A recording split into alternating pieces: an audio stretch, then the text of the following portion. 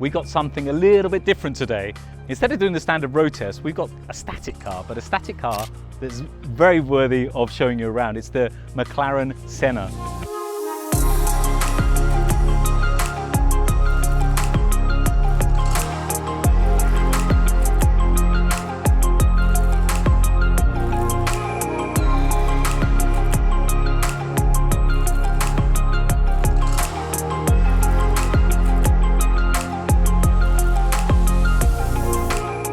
Unlike most of the Sennas maybe you might have seen already, this one has been heavily detailed by the guys at MSO, McLaren Special Operations.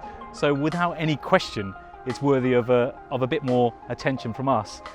And I think it's fair to say there was some very mixed reactions when this car was announced and the first pictures of the car came out. But McLaren has certainly gone for function over form with this. The engine's a 4-litre twin-turbo V8 engine, and the output is just absolutely nuts. 800 Newton meters of torque, 800 horsepower and up to 800 kilograms of downforce, which clearly this car is very much designed to be very track focused, although you could still drive it to your local supermarket and do your shopping. I'm not sure where you put your shopping, but you could still drive it to your supermarket and do the shopping. 0 to 200 kilometers an hour, which is 124 miles an hour, in 6.8 seconds. And the car has a top speed of 211 miles an hour. It's pretty impressive to consider this car that's this hardcore still has number plates, road tax, and you can drive down your local high street. So I think it's one of those cars that's quite color sensitive. This, for me, this combination looks absolutely sensational. You've got so much exposed carbon fiber on this car. The color's Bianco Fuji, which in English is white Fuji, effectively, over electric blue here.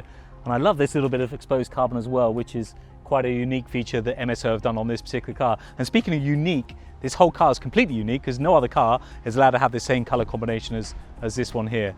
I love this little touch here. Which a lot of the cars are having now. This was the original McLaren logo. So Bruce McLaren's from New Zealand, he's a New Zealander, and that is a Kiwi bird. You've got the glass here, so we'll show you that in a bit more detail in a moment, but this is glass, so it's an optional extra. You can have glass here, which is quite unique. I don't think I've seen any car that had that before. If you come down the back, you've got fuel and fluids on either side, so one side's fuel, one side's fluids, with these little caps, a bit like the P1 if you remember, that had the flaps on the top. You've got this snorkel, this air intake on the top of the car. And then if you walk around to the back, you've got this huge wing, which is actually active aero. These are hinges here. So the whole wing, believe it or not, goes up and down like that, which is quite phenomenal because it just looks like a fixed wing. And a lot of people said about the actual design of this wing, they think that it's too forward and too high on the car.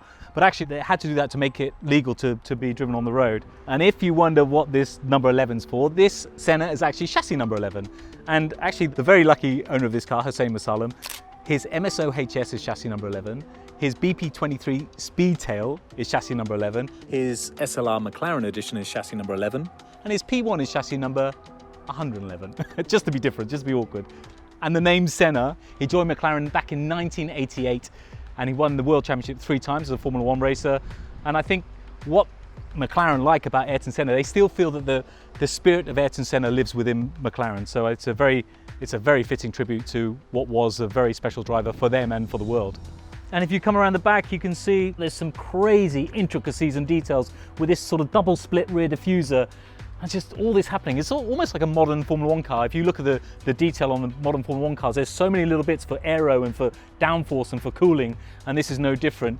This actually got a double exhaust, not a triple exhaust that most of us have seen on the European cars. So this is a non-European car, which they have to have for different homologation and rules and regulations. But it's just so much going on here, but in a way it just seems to work. It's so crazy, but it works. And moving on to the interior, actually this window is the only window that comes down, electric, and this is all fixed here. But moving on to the inside, it's still got the plastic on the sills here, which we're not going to take off. We're going to leave that to somebody else far more important than us. There's so much detail in this car. You've got these painted door struts here, you've got this beautiful pinstripe here, blue pinstripe, and I can see straight through this glass, which just looks very odd, but it's quite a nice little feature.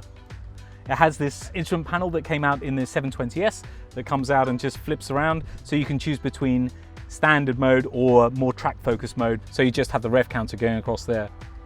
The seats look absolutely mega. It doesn't look like there's much padding, but they're very comfortable. And you've got the MSO embroidered here in the headrest with a blue pinstripe, actually painted pinstripe on the exposed carbon fiber seats. And actually, if you look really closely, you can see blue under the perforated leather as well. So the attention to detail is pretty special. And speaking of attention to detail, this is too good a detail to not show you.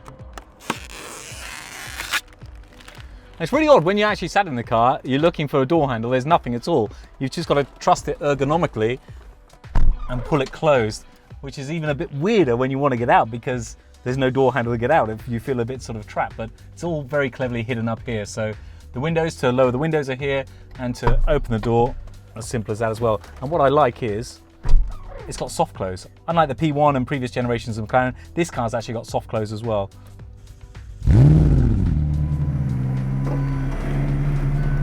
Wow, the speed, it's incredible. I'm only joking, by the way.